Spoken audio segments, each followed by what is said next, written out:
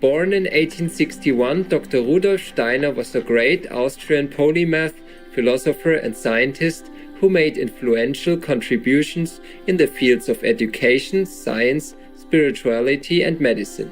He is perhaps best known for pioneering the holistic educational methods for the Waldorf schools. An eloquent public speaker and gifted writer, he gave over 6,000 lectures in his lifetime and gained recognition as a literary critic. His writings cover a wide range of subjects, and he published more than 25 books, including Mysticism at the Dawn of the Modern Age, The Way of Initiation, and Intuitive Thinking as a Spiritual Path, The Philosophy of Freedom. He developed and taught an esoteric spiritual philosophy called anthroposophy, based on the science of the spirit. We will now continue with a reading from Dr. Rudolf Steiner's book, The Way of Initiation, with excerpts from chapters The Path of Discipleship and Probation. Here the Austrian philosopher gives the steps needed for the occult student to fulfill a greater spiritual cultivation.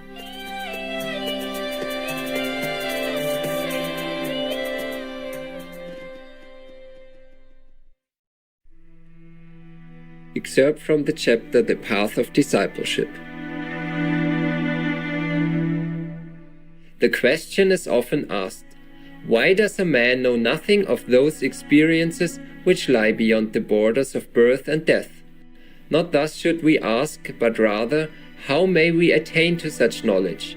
The entrance to the path is opened by right meditation. This alone can revive the memory of events that lie beyond the borders of birth and death. Everyone can attain to this knowledge.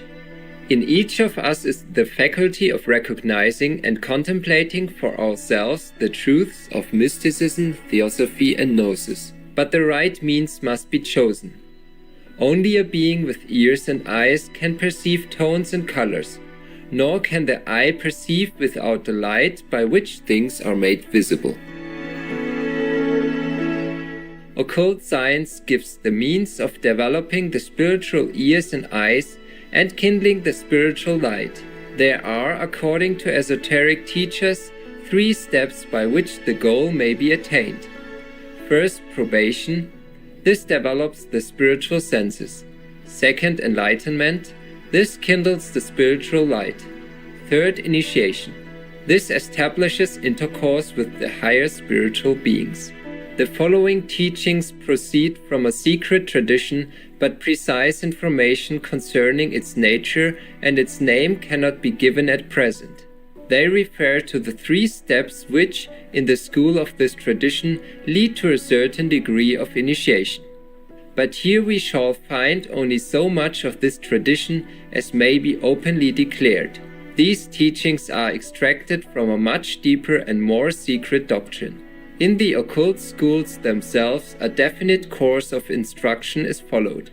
And in addition to this, there are certain practices which enable the souls of men to attain a conscious intercourse with the spiritual world.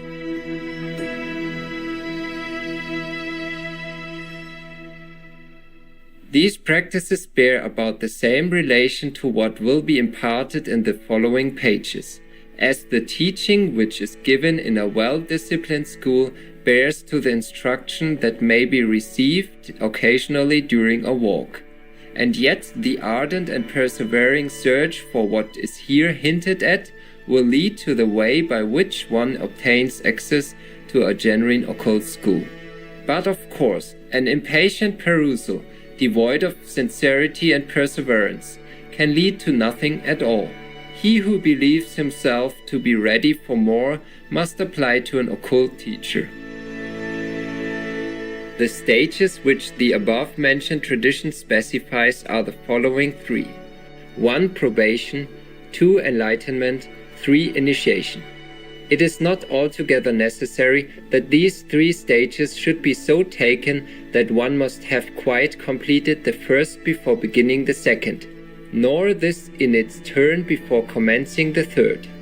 With respect to certain things one can partake of enlightenment, and even of initiation, while with others one is still in the probationary stage. Yet it will be necessary to spend a certain time in this stage of probation before any enlightenment at all can commence. And at least to some degree one must be enlightened before it is possible even to enter upon the stage of initiation. In giving an account of them, however, it is necessary for the sake of clearness that the three stages follow one after another.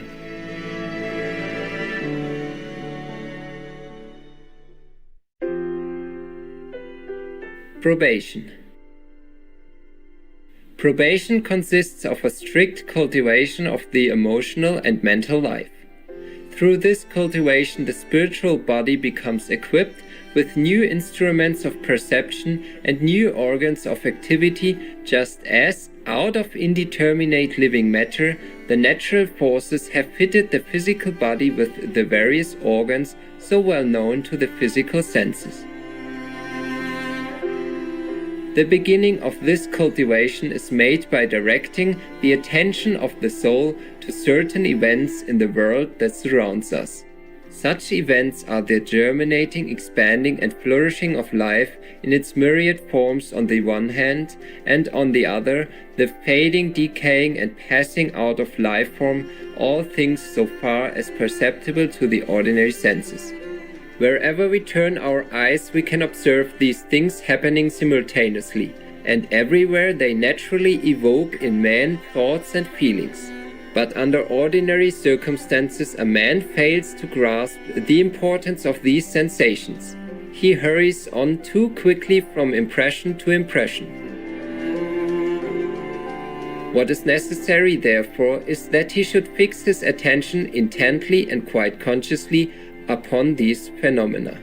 Wherever he observes expansion and flourishing of a certain kind, he must banish everything else from his soul, and entirely surrender himself for a short time to this one impression. He will soon convince himself that a sensation which heretofore in a similar case would have merely flitted through his soul is now so magnified that it becomes of a powerful and energetic nature.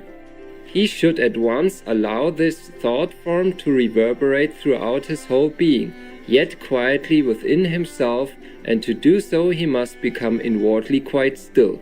He should draw himself away from the outward world, and follow only that which his soul tells him. Yet it must not be thought that we can make much progress if we blunt our senses to the world.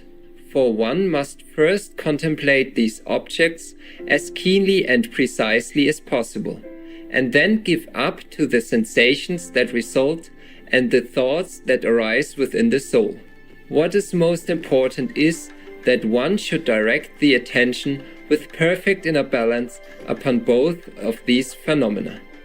If one obtains the necessary quiet and surrenders himself to that which arises in the soul, he will in due time experience many wonderful thoughts and feelings, unknown to him before. Indeed, the more one fixes the attention in such a way, alternately upon something growing, expanding, and flourishing, and upon something else that is fading and decaying, the more vivid will these feelings become. And just as natural forces evolve the physical eyes and ears of the physical body out of living matter, so will the organs of clairvoyance evolve themselves from the spiritual feelings which are thus evoked. A definite thought form unites itself with the germinating and expanding object, and another equally definite with that which is fading and decaying. But this will only take place if the cultivation of these feelings be striven for in the way described.